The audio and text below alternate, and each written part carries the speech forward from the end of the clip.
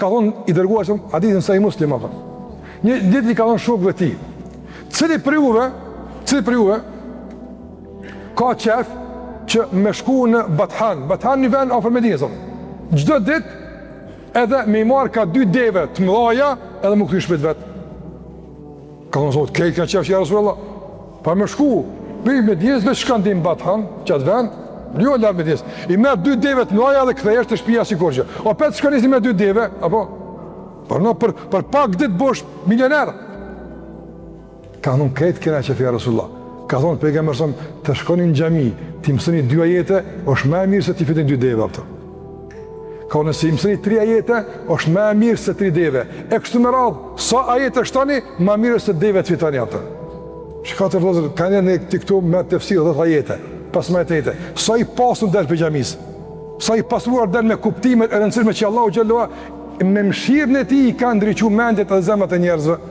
A preton këtë si privilegj, si mirë, a vjen me qef të madh për me fitu, ma shumë se që ndoshta kishim me shku dikon materialisht me u pasuru.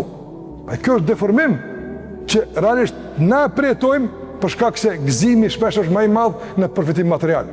Shiko, nuk është emet me pas gëzim për fitim material. Sahabët ju gëzu. S'ka thonë ja Rasulullah, ja ma çka po na vin devi, ja na vin.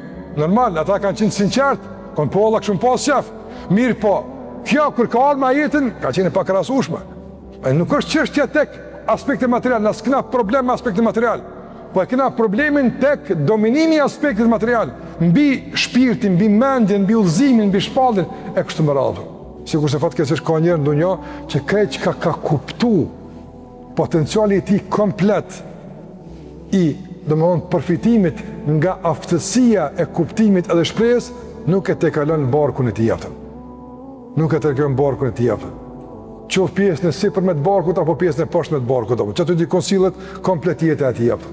Atë që ka thënë pejgamberi alayhis salatu wasallam. Prandaj të vëllezër është në nënçmim për njerin apo që Allah e ka ndëruar. Shikoj domethënë Allah ja ka vendosur aftësitë dalluese në kokë, mas nalti, çka është e përsia, ai mi zbrit mas poshtë atë.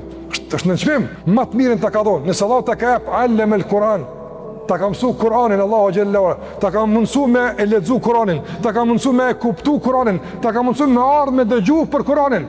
Çka po do më mirë çka? Çka po do?